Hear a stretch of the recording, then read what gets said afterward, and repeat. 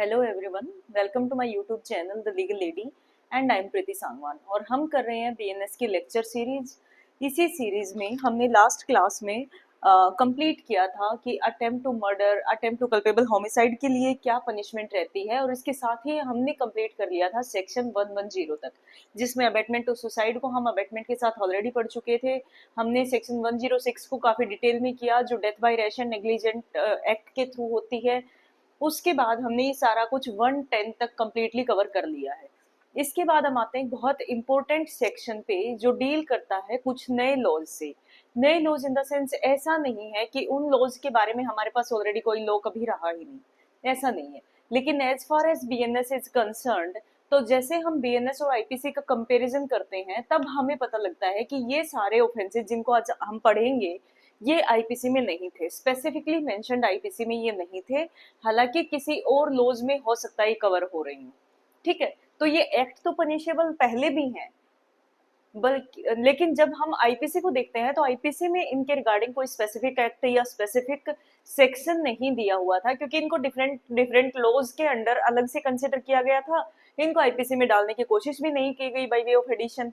लेकिन अब जब बीएनएस ब्रांड न्यू एक लॉ हम इनेक्ट कर रहे हैं, तो उसमें हमने कोशिश की कि मोस्ट ऑफ द इम्पोर्टेंट जो सेक्शंस हैं, जो ऐसे एक्ट हैं, उनका एक ब्रॉड पार्ट तो एटलीस्ट बीएनएस में लाया जाए।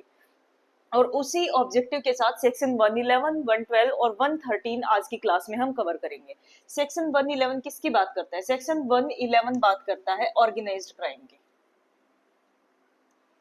ऑर्गेनाइज्ड क्राइम की बात क्यों की जाती है? ऑर्गेनाइज्ड क्राइम का मतलब क्या है और इसका ऑब्जेक्टिव क्या है कि इसको बीएनएस में इंट्रोड्यूस किया गया? हालांकि कुछ स्पेशल और लोकल लॉ, जैसे कि हम मकोका की बात करें, ठीक है, जो स्पेसिफिकली कहाँ पे लगता है, ये लोकल लॉ है जो सिर्फ महाराष्ट्र में अप्लाई होता है। तो वहां पे हम किसकी बात करते हैं कि ऑर्गेनाइज्ड क्राइम एक्ट है ये, Maharashtra control of organised crime act, MCOCA जिसको हम कहते हैं। तो ये किसको डील करता है? ये प्रिवेंट करता है किसको? ऑर्गेनाइज्ड क्राइम को। लेकिन ये तो मैंने बताया कि आपका लोकल लॉ है, और लोकल लॉ का मतलब हम डेफिनेशन क्लॉज में पढ़ चुके हैं कि लोकल लॉ कौन से लॉज होते हैं। लोकल लॉ वो लॉज होते हैं जो एक स्पेसिफिक एरिया पे लगते हैं, यानी कि बीएनएस की एप्लीकेबिलिटी की मोटा मोटी अगर हम बात करें तो ये through out the India applicable है।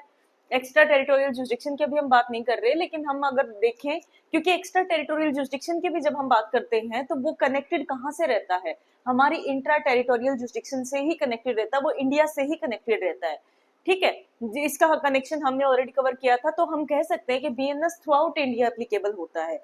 लेकिन जो मकोका है वो कहाँ पे अप्लाई हो रहा है? सिर्फ महाराष्ट्र में अप्लाई हो रहा है। लेकिन इसलिए थ्रू आउट द इंडिया कोई ऐसा एक स्पेसिफिक सेक्शन या ऐसा एक स्पेसिफिक प्रोविजन नहीं था जो ऑर्गेनाइज्ड क्राइम से डील कर रहा हो। इसलिए सेक्शन 111 को इसमें इंट्रोड्यूस किया गया है। इस जो सेक्शन का जो मेन पर्पज है, वो जितने भी आपके गैंग्स हैं, जितने भी क्राइम के सिंडिकेट हैं, यानी ग्रुप ऑफ पीपल है जो इन्वॉल्व रहते हैं किसी क्राइम में, चाहे वो लैंड माफियाज की बात करें, चाहे ह्यूमन ट्रैफिकिंग के जितने भी रैकेट्स हैं, चाहे ड्रग कार्टेल्स की आप बात कर सकते हैं, या फिर जितने भी ऐसे अनलॉफुल एक्टिविटीज, कुछ कंटिन्यूइंग अनलॉफुल एक्टिविटीज जो इसमें स्पेसिफिकली मेंशन कर रखी हैं, अगर बहुत सारे लोग मिलके उस कंटिन्यूइंग अनलॉफुल एक्टिविटी में पार्टिसिपेट कर रहे हैं, उन्होंने अपना एक गैंग, एक ग्रुप, एक सिंडिकेट बनाया हुआ है जिसके थ्रू वो काम करते हैं, तो इसमें स्पेसिफिकली इस ऑफेंस को डील किया गया। अगर हम इंडिविजुअली देखें तो ठीक है, इंडिविजुअल बेस पे जो वो क्राइम कर रहे हैं, क्योंकि ये सारे के सारे क्राइम हम इंडिविजुअल बेस पे भी पनिश कर सकते हैं, क्योंकि इसमें kidnapping, robbery, vehicle theft, extortion, ये सारा कुछ इंक्लूडेड है। लेकिन हमने इसको ऑर्गेनाइज्ड क्राइम में क्यों डाला? क्योंकि जहां पे भी एक ग्रुप ऑफ पीपल बन जाता है, वो एक दूसरे के लिए एक सपोर्टिंग हैंड हो जाता है। हो सकता है एक कोई पर्सन, या जिस बेस पे हम क्रिमिनल कॉन्स्पिरेसी को पनिश कर रहे थे, जो ऑब्जेक्टिव उसका था, या जिस बेस पे हम सेक्शन 3 क्लोज 5 में कंस्ट्रक्टिव लायबिलिटी की बात कर रहे थे, उसी बेस पे हम कह सकते हैं कि ऑर्गेनाइज्ड क्राइम की भी हमने स्पेसिफिकली पनिशमेंट एड ऑन की है।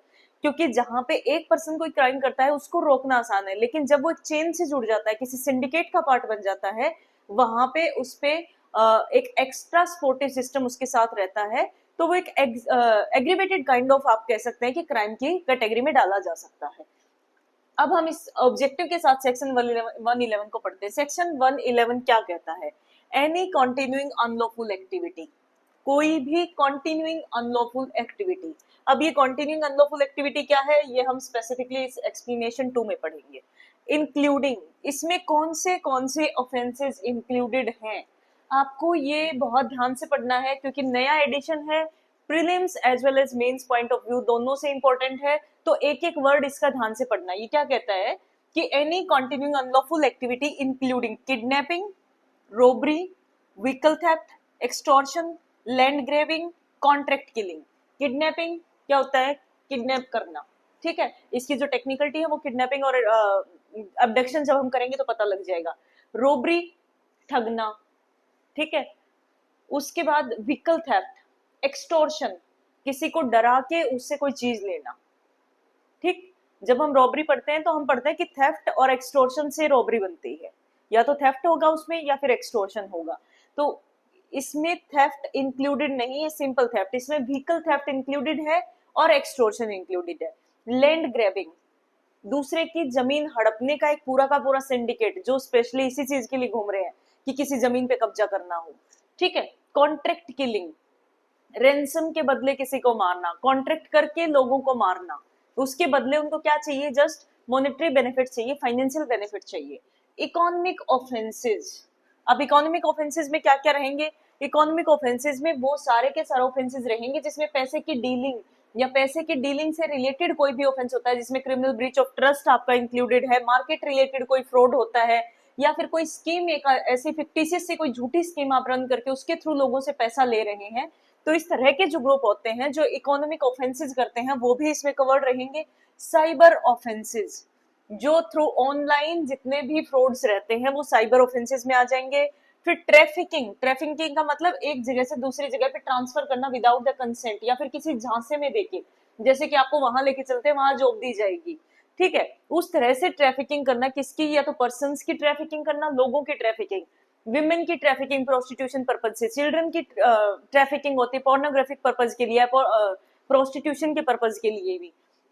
फिर ड्रग्स की ट्रैफिकिंग, वेपन्स की ट्रैफिकिंग, इलिसिट गुड्स और सर्विसेज को ट्रांसफर करना, जो गुड्स और सर्विसेज इलिसिट हैं यानी कि जो बैंड हैं कि इनका यूज नहीं हो सकता, कोई अडल्ट्रेटेड मेडिसिन हो सकती हैं, कोई किसी तरह की और ड्रग्स हो सकती हैं, कोई अडल्ट्रेटेड फूड हो सकता है, कोई भी इस तरह का गुड्स जो जनरली लीगल वे से जिसको आप ट्रैफिक में नहीं कर सकते, जैसे कि कहीं पे शराब बैन है और आप फिर शराब को वहां पे लेके जा रही है, इलिसिट गुड्स एंड सर्विसेज की ट्रैफिकिंग है, ठीक है। उसके बाद ह्यूमन ट्रैफिकिंग फॉर प्रोस्टिट्यूशन और रैंसम, फिरौती के लिए या प्रोस्टिट्यूशन के लिए ह्यूमन की ट्रैफिकिंग करना, किसी को उठा ले गए फिर उसके बाद कहते हैं कि इतने पैसे दे दो इस पर्सन को छोड़ दिया जाएगा, ठीक है। इस तरह के ये जो सारे एक्ट हैं ये आपके ऑर्गेनाइज्ड क्राइम में कवर होंगे।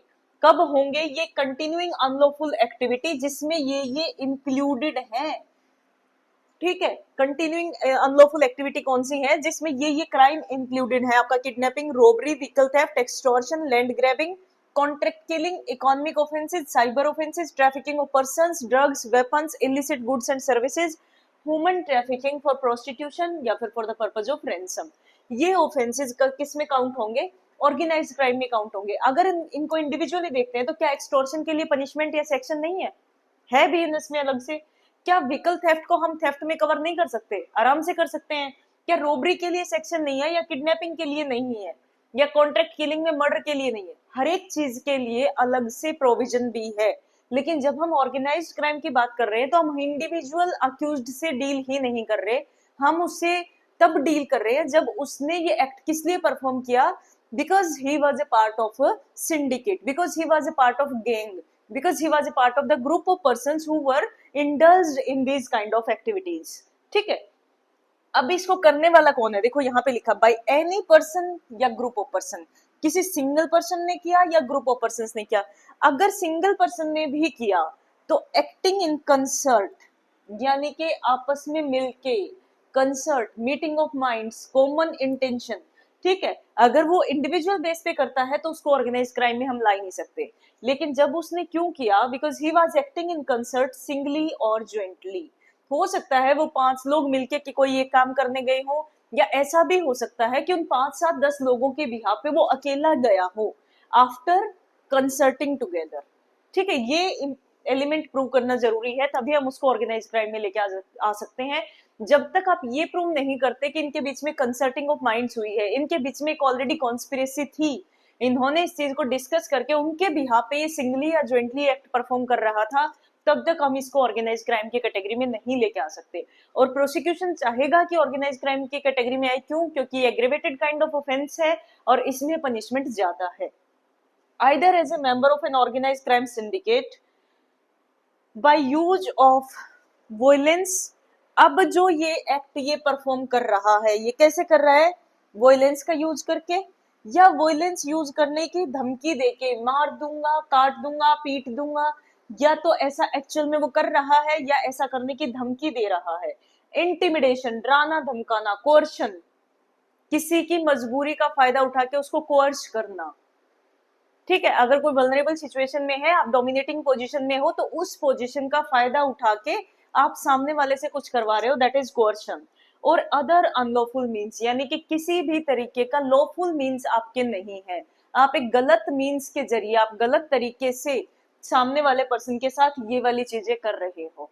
ठीक है, कब कर रहे हो? जब आप एक्टिंग इन कंसर्ट कर रहे हो, चाहे वो सिंगली कर रहे हैं आप, चाहे ज्वाइंटली कर रहे हैं, लेकिन you are related to a group of persons, you are related to a criminal syndicate. ठीक है, जब तक आप किसी क्रिमिनल सिंडिकेट का पार्ट नहीं हो जाते, तब जब तक आप कंसल्टिंग टुगेदर नहीं कर रहे, तब तक ऑर्गेनाइज क्राइम में नहीं आओगे, इंडिविजुअल लायबिलिटी आपकी हो सकती है। अब जो लास्ट चीज है वो ये है इसकी इंपॉर्टेंट, कि ये जो सारा काम आप कर रहे हैं, इसका पर्पज ऐसा नहीं है कि आप लोगों को डराना चाहते हैं और अपनी मतलब ऐसे दादागिरी आप वहां पे एस्टेब्लिश करना चाह रहे, नहीं। इसका one and sole purpose organised crime में क्या है? टू ऑब्टेन डायरेक्ट और indirect material benefit including financial benefit, then it shall constitute organised crime. जो पर्पज है इस ग्रुप का, जो पर्पज है, या फिर उस ग्रुप के बिहाफ पे जो इंडिविजुअल सिंगली या ज्वाइंटली काम कर रहा है, उसका पर्पज एक ही है, क्या? कि वो कोई मटेरियल बेनिफिट चाह रहे हैं, कहीं पे कोई जमीन हड़पना चाह रहे हैं, कहीं पे कोई दुकान हड़पना चाह रहे हैं, कहीं पे किसी से कोई सामान लेना चाह रहे हैं, या फिर डायरेक्टली फाइनेंशियल बेनिफिट, जैसे कि ह्यूमन ट्रैफिकिंग कर रहे हैं, क्यों? क्योंकि उसके बदले पैसा ले रहे हैं। ठीक है, रोबरी कर रहे हैं, क्यों? क्योंकि सामने वाले से कुछ छीन रहे हैं, मटेरियल बेनिफिट है। कॉन्ट्रैक्ट किलिंग कर रहे हैं, क्यों? क्योंकि for the purpose of ransom, उनको पैसा चाहिए उसके बदले, फिरौती ले रहे हैं, किडनैपिंग कर रहे हैं। ये सारी की सारी चीजें किस लिए हो रही हैं? डायरेक्टली या इनडायरेक्टली मटेरियल बेनिफिट इसमें इंक्लूडेड रहना चाहिए, चाहे आप इकोनॉमिक ऑफेंसेस कर रहे हैं, चाहे आप साइबर ऑफेंसेस कर रहे हैं, चाहे आप ट्रैफिकिंग कर रहे हैं, या फिर इनमें से कोई भी क्राइम आप कर रहे हैं। पर्पज अल्टीमेटली क्या है? To gain the material benefit including financial benefit, यानी कि मॉनेटरी बेनिफिट है या फिर किसी भी तरीके का मटेरियल बेनिफिट है, तभी ये ऑर्गेनाइज्ड क्राइम की कैटेगरी में आएगा। क्लियर है? ये ऑर्गेनाइज्ड क्राइम की आपकी मोटा मोटी डेफिनेशन है। ऑफेंसेस आपने सारे ध्यान से पढ़ लेने हैं। सेकंड जो इंपॉर्टेंट चीज है वो एक्टिंग इन कंसर्ट, सिंगली और ज्वाइंटली। ठीक है, पर्पज क्या रहेगा? To gain the financial benefit, to gain the material benefit, ultimate purpose ये रहता है। अब जो एक्सप्लेनेशन है वो तीन बातों के बारे में बताती है। पहला है organised crime syndicate, group of 2 और मोर पर्संस। अगर वो इंडिविजुअल है तो मैंने बताया कि वो इंडिविजुअल क्राइम के लिए डील किया जाएगा, लेकिन जब हम बात करते क्राइम सिंडिकेट की, जब हम बात करते गैंग की, जब हम बात करते ग्रुप की, तो at least it should be group of 2 और मोर पर्संस, तभी किसी चीज को ग्रुप कह सकते हैं, तभी किसी चीज को सिंडिकेट कह सकते हैं। एक्टिंग सिंगली और ज्वाइंटली, चाहे वो अकेले काम कर रहे हैं, चाहे वो दोनों मिलके ही काम कर रहे हैं, 2 हैं, 4 हैं, 5 है, 2 से ज्यादा कितने भी हो सकते हैं, एज ए सिंडिकेट और गैंग। जब वो सिंगली काम कर रहे हैं तो भी वो एज ए सिंडिकेट कर रहे हैं, जब वो ज्वाइंटली काम कर रहे हैं तो भी वो एज ए सिंडिकेट कर रहे हैं। अब किसी ग्रुप में मान लो 50 लोग काम करते हैं, एक कोई ऐसा गैंग उन्होंने बनाया हुआ है, ठीक है, जो किस चीज के वो लेता है, कॉन्ट्रैक्ट किलिंग करवाता है फॉर एग्जाम्पल।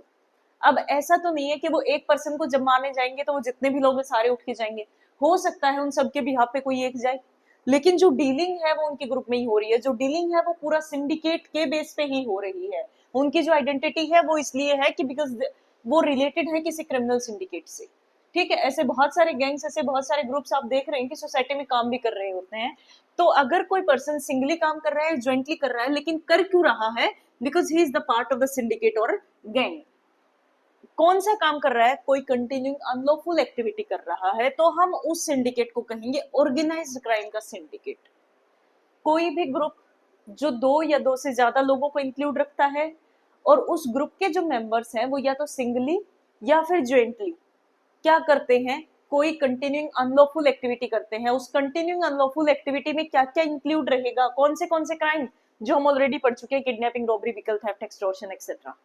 ठीक है, ये चीजें चाहे वो एक पर्सन कर रहा है ग्रुप के बिहाफ पे, चाहे वो 2 कर रहे हैं, चाहे वो 5 कर रहे हैं, और चाहे वो सारे के सारे लोग कर रहे हैं, बट वो कर क्यों रहे हैं? Because they are related to that syndicate. Individual basis पे नहीं कर रहे, being a part of that gang, being a part of that syndicate, वो इस क्राइम में इंडल्ज हुए हैं, तो वो किस में आ जाएगा? ऑर्गेनाइज्ड क्राइम के सिंडिकेट में आ जाएगा। अच्छा, वो कर कौन से एक्ट रहे हैं? कोई भी कंटिन्यूइंग अनलॉफुल एक्टिविटी। ठीक है, अभी कंटिन्यूइंग अनलॉफुल एक्टिविटी में ऑफेंसेस तो ये वाले इंक्लूड हैं, लेकिन हम कहेंगे किसको कंटिन्यूइंग अनलॉफुल एक्टिविटी? ये आपके एक्सप्लेनेशन 2 बताती है, क्या कहती है? An activity prohibited by law which is cognizable offence. कोई भी एक्टिविटी जो लॉ द्वारा प्रोहिबिटेड है and which is cognizable offence. Cognizable offence कौन से होते हैं? 2 तरह के ऑफेंस पढ़ेंगे हम बीएनएसएस जब बात करते हैं। तो कॉग्निजेबल ऑफेंस वो ऑफेंसेस हैं जिसमें police officer can arrest without warrant, यानी कि जुडिशियल मजिस्ट्रेट से वारंट लिए बिना जैसे ही उनके पास इंफॉर्मेशन आती है कि कोई मर्डर हुआ है, कोई रेप हुआ है, कोई इस तरह का भी कॉग्निजेबल ऑफेंस की कैटेगरी स्पेसिफिकली शेड्यूल में दी हुई है जो बीएनएसएस के साथ अटैच्ड है, तो वहां पे पुलिस ऑफिसर को जुडिशियल मजिस्ट्रेट से फॉर्मली कोई वारंट लेने की रिक्वायरमेंट नहीं है, वो एट वंस प्रोसीड कर सकती है on the spot of crime, और वहां पे जो अक्यूज्ड है, जो सस्पेक्टेड ऑफेंडर है, उसको अरेस्ट कर सकती है। वो कॉग्निजेबल ऑफेंसेस होते हैं। तो कोई भी एक्टिविटी जो लॉ द्वारा प्रोहिबिटेड है, प्लस वो एक्टिविटी कैसी है, कॉग्निजेबल ऑफेंस में फॉल करती है, and punishable with imprisonment of 3 years और मोर। और कम से कम कितनी पनिशमेंट है? 3 साल या फिर उससे ज्यादा कितने भी हो सकते हैं, विद और without fine. Undertaken by any person singly और ज्वाइंटली। वो जो काम है, जो कॉग्निजेबल ऑफेंस है, जो एक्टिविटी प्रोहिबिटेड बाय लॉ है, जो पनिशेबल है विद 3 years और मोर, उसको अंडरटेक कौन कर रहा है, उसको परफॉर्म कौन कर रहा है, कमिट कौन कर रहा है? कोई भी पर्सन, चाहे वो सिंगली कर रहा है, चाहे वो ज्वाइंटली कर रहा है, as a member of an organised crime syndicate. Organised crime syndicate क्या होता है? 2 या 2 से ज्यादा लोगों का ग्रुप जो इन एक्टिविटीज में इन्वॉल्व है। और ऑन बिहाफ ऑफ सिंडिकेट, ये मैं बता चुकी हूँ, चाहे तो अकेला कर रहा है या पूरी सिंडिकेट के बिहाफ पे कर रहा है, in respect of which more than one charge sheet in last preceding 10 years before a competent court has been filed and court has taken cognizance including economic offenses।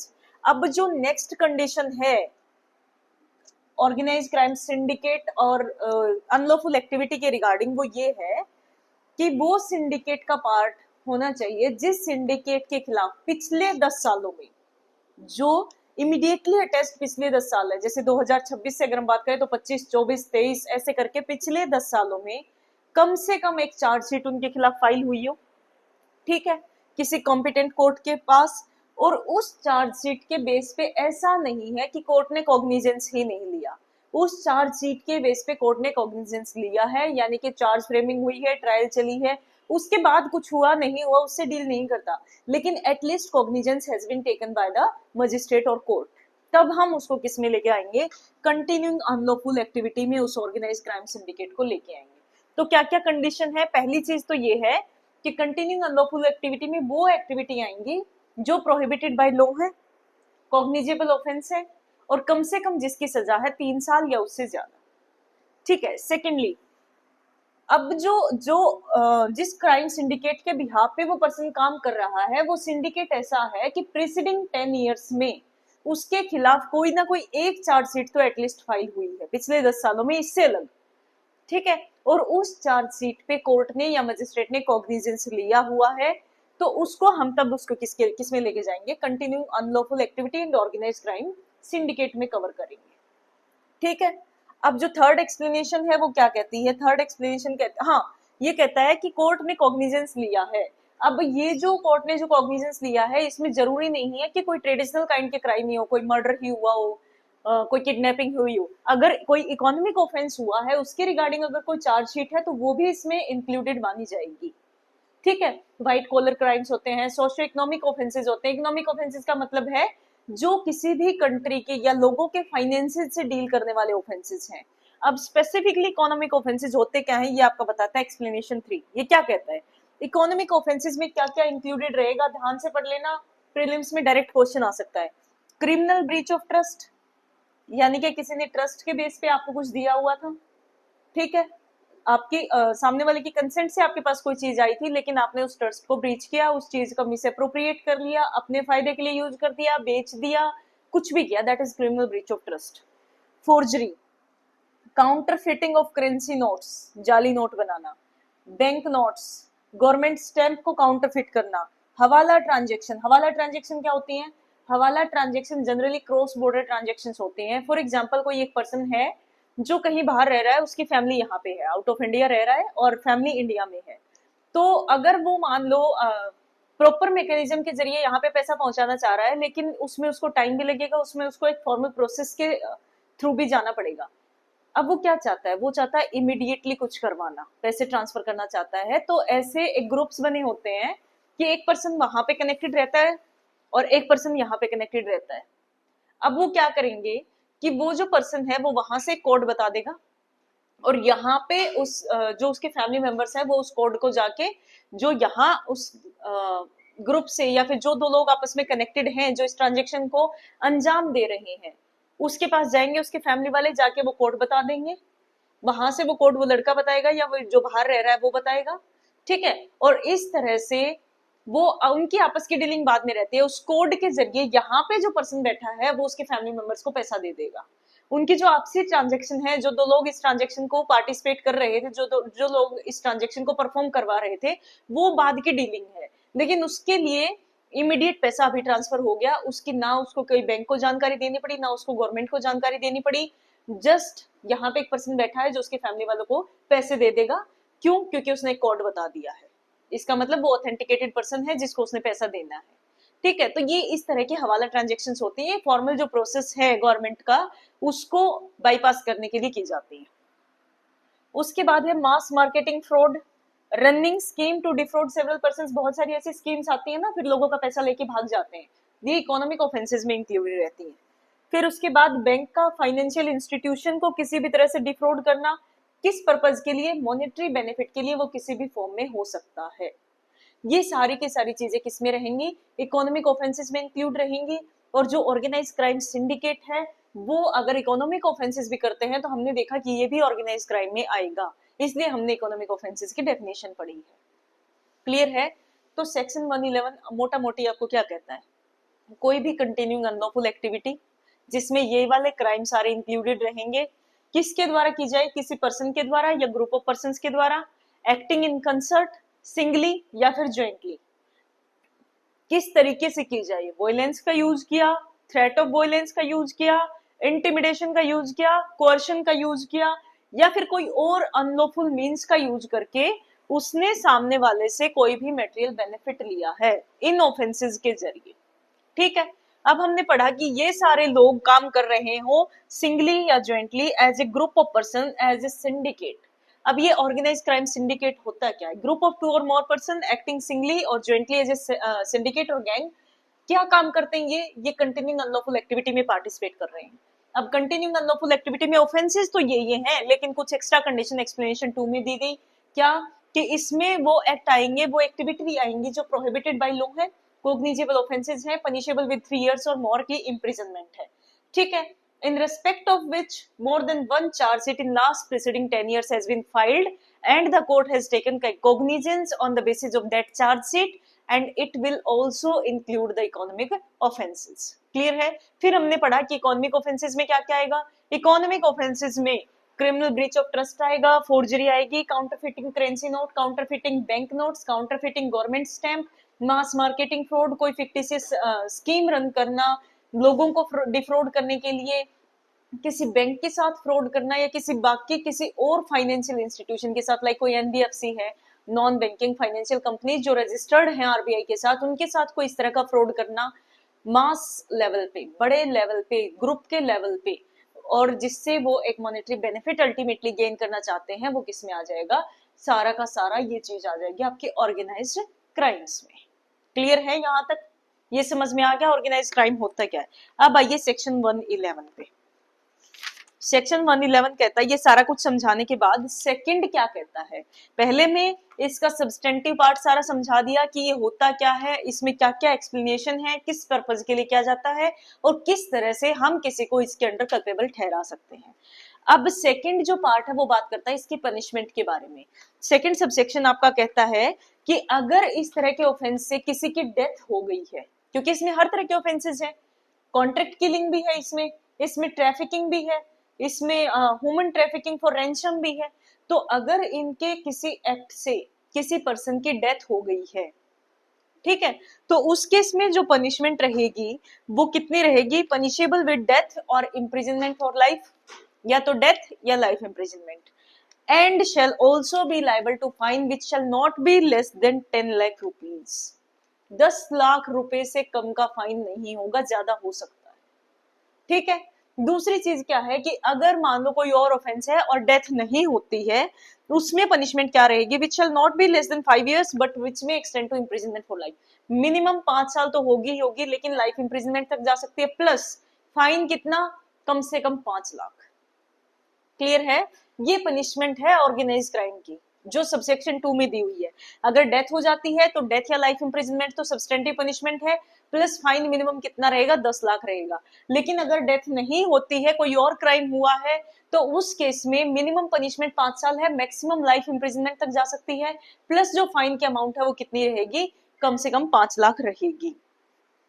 अब जो थर्ड है वो क्या बात करता है, 3, 4, 5, 6, 7 में इसके एंसिलरी जो भी ऑफेंसेस हैं वो कवर किए गए हैं। एक बार रीडिंग कर लेते हैं। Whoever abets, attempts, conspires or knowingly facilitates the commission of an organized crime or otherwise engages in any act preparatory to an organized crime। जो कोई भी ऑर्गेनाइज क्राइम को अबेट करता है या ऑर्गेनाइज क्राइम करने का अटेम्प्ट करता है, ऑर्गेनाइज क्राइम के रिगार्डिंग कॉन्स्पिरेसी में पार्टिसिपेट करता है, या जानबूझ के फैसिलिटेट करता है किसी भी तरीके से ऑर्गेनाइज क्राइम को, प्लस किसी भी तरीके से ऑर्गेनाइज क्राइम का कोई प्रिपरेटरी काम करवाता है, तैयारी उनकी करवाता है, वहां पे जो पनिशमेंट है, जिस पर्सन ने अबेट किया, जिस पर्सन ने अटेम्प्ट किया, जिस पर्सन ने जस्ट कॉन्स्पिरेसी में पार्टिसिपेट किया, सिर्फ उस एक्ट के लिए जो पनिशमेंट है, which shall not be less than 5 years, कम से कम 5 साल, लाइफ इम्प्रिजनमेंट तक जा सकती है, वही सेम फाइन कितना रहेगा, कम से कम 5 लाख रहेगा, ज्यादा भी हो सकता है। अब जो फोर्थ है वो क्या कहता है, जब हम पढ़ते हैं अनलॉफुल असेंबली वगैरह, वहां पे भी हम देखते हैं कि being a part of an unlawful assembly is also an offence. तो इसी तरह से यहाँ पे भी being a member of syndicate, any person who is a member of an organise crime syndicate, जो सिर्फ मेंबर है, उसने क्राइम में पार्टिसिपेट किया नहीं है, ना सिंगली ना ज्वाइंटली, लेकिन वो उस ऑर्गेनाइज क्राइम सिंडिकेट का मेंबर निकल के आता है, तो भी सजा कितनी होगी, कम से कम 5 साल, एक्सटेंड कर जाएगी लाइफ इम्प्रिजनमेंट तक, and shall also be liable to fine which shall not be less than 5 lakh rupees. ठीक है। अच्छा, नेक्स्ट क्या कहता है, whoever intentionally harbors or conceals। Harbouring क्या होता है, सेक्शन 2 क्लोज 13 में हमने डेफिनेशन क्लोज में पढ़ा था। हार्बरिंग क्या होता है, किसी को असिस्टेंस प्रोवाइड करना, जो ऑफेंस करके आया है या ऑफेंस करने वाला है, उसको रहने के लिए जगह देना, खाने पीने का सामान देना, अपने पास रखना, कोई व्हीकल प्रोवाइड करना, कोई भी मीन्स ऑफ कन्वेंस प्रोवाइड करना, क्यों, ताकि वो एस्केप आउट कर जाए। ठीक है, तो कोई भी जो जानबूझ के इंटेंशनली, अब कोई मेरे को बिना बताए आ गया और मेरे को कोई आइडिया नहीं है कि ये ऑर्गेनाइज क्राइम सिंडिकेट का पार्ट है या फिर कोई क्राइम करके आया है, तो मैं उसको खाना पीना दे रही हूँ, दैट डजंट मीन कि I am committing the offence. ये कहता है इंटेंशनली, जानबूझ के, अगर मेरे पास नॉलेज है, सॉरी, अगर मेरी इंटेंशन है कि चलो ये क्राइम करके आए, मैं इसको छुपा लेती हूँ। Whoever intentionally harbors or conceals any person who has committed the offense of an organized crime, तो सिर्फ इस चीज की पनिशमेंट की किसी को हार्बर किया है, सिर्फ इस चीज की पनिशमेंट की मैंने किसी को अपने पास कंसील किया है, not less than 3 years but which में extend to imprisonment for life, कम से कम 3 साल, maximum life imprisonment, and shall also be liable to fine which shall not be less than 5 lakh rupees, provided. जब भी हम हार्बरिंग के रिगार्डिंग कोई भी पनिशमेंट पढ़ेंगे, तो मैंने आपको उस टाइम पे बताया था, फिर बता रही हूँ कि जब भी हार्बरिंग के रिगार्डिंग कोई भी ऑफेंस पढ़ते हैं, तो एक एक्सेप्शन उसमें हमेशा रहता है कि अगर कोई किसी का स्पाउस हार्बर कर रहा है, तो उसको हार्बरिंग के लिए पनिशमेंट नहीं मिलती, provided that this subsection shall not apply to any case in which the harbour or concealment is by the spouse of the offender. Clear है। अब जो 6th सबसेक्शन है वो क्या कहता है, whoever possesses any property। Organise crime का main objective क्या था, कोई भी मटेरियल बेनिफिट लेना, कोई फाइनेंशियल बेनिफिट लेना, कोई प्रॉपर्टी, कोई पैसे, कोई भी चीज मूवेबल इमूवेबल उनके पास आनी चाहिए।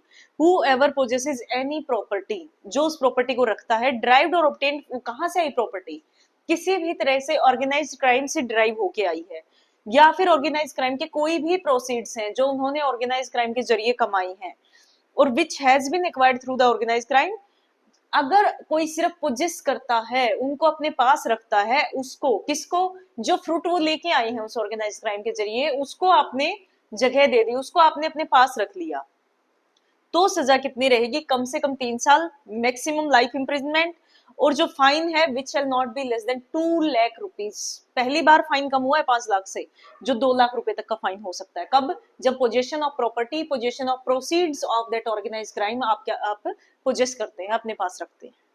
और लास्ट इसका जो सबसेक्शन है वो क्या कहता है, if any person on behalf of a member of an organised crime syndicate और at any time has been in possession of movable और immovable which he can not satisfactorily account for, अगर कोई member है organised crime का, वो आपके पास कोई property रख गया, ठीक है, ढंग से ये प्रूव नहीं हो पाया कि प्रोसीड्स किसके हैं, रखी किसने है, किसी member of an organised crime ने, अब आपको नहीं पता कि ये ऑर्गेनाइज क्राइम के जरिए कमाई हुई है, उसकी इंडिविजुअल प्रॉपर्टी है, लेकिन आप सेटिस्फैक्टरली उस मूवेबल या इमूवेबल प्रॉपर्टी को अकाउंट नहीं कर पाते कि मेरे पास क्यों है, कहां से आई है, क्या इसका ओरिजिन है, ठीक है, तो पनिशमेंट कितनी रहेगी, वही not less than 3 years but which में extend to imprisonment for 10 years। Life imprisonment से कम पनिशमेंट सिर्फ इस सबसेक्शन में है, मैक्सिमम 10 साल तक, और फाइन है वो कम से कम रहेगा 1 लाख रुपए तक, ठीक है। तो ये आपका ऑर्गेनाइज क्राइम है, इसमें क्यों लाने की कोशिश की जाती है, क्योंकि अगर इंडिविजुअल बेस पे क्राइम करता है तो हो सकता है किसी लूप होल की वजह से छूट भी जाए, लेकिन जब ऑर्गेनाइज क्राइम है तो आप जस्ट ये दिखा देते हैं कि he was member of that organise crime syndicate, आप ये दिखा देते हैं कि somebody on the behalf of him was acting in this offense या in this crime, तो भी उसको पनिशमेंट दिलवाई जा सकती है, और अच्छी खासी पनिशमेंट है, अगर मॉनिटरी देखें तो भी अच्छी खासी है, और अगर सब्सटेंटिवली वैसे पनिशमेंट देखें, कॉर्पोरियल पनिशमेंट अगर हम देखें तो भी अच्छी खासी है। मैक्सिमम केसेस में लाइफ इंप्रिजनमेंट है, जस्ट हमने लास्ट सबसेक्शन में पढ़ा कि मैक्सिमम जो पनिशमेंट है वो 10 years तक की है, और कम से कम हमने पढ़ी 3 साल या फिर है 5 साल, और अगर किसी पर्सन की डेथ हो जाती है तो वहां पे तो हमने पढ़ा कि डेथ पनिशमेंट या फिर लाइफ इंप्रिजनमेंट दोनों ही हो सकती है। तो ये है आपका ऑर्गेनाइज क्राइम सेक्शन 111 जिसके बारे में बात कर रहा है। इसके बाद जो सेक्शन 112 है वो है पेटी ऑर्गेनाइज क्राइम, इसी से रिलेटेड है, और उसके बाद 113 दैट इज टेररिस्ट एक्टिविटी। आज की क्लास में हम यही कवर करेंगे, नेक्स्ट सेक्शन हम नेक्स्ट क्लास में पढ़ेंगे। Thank you.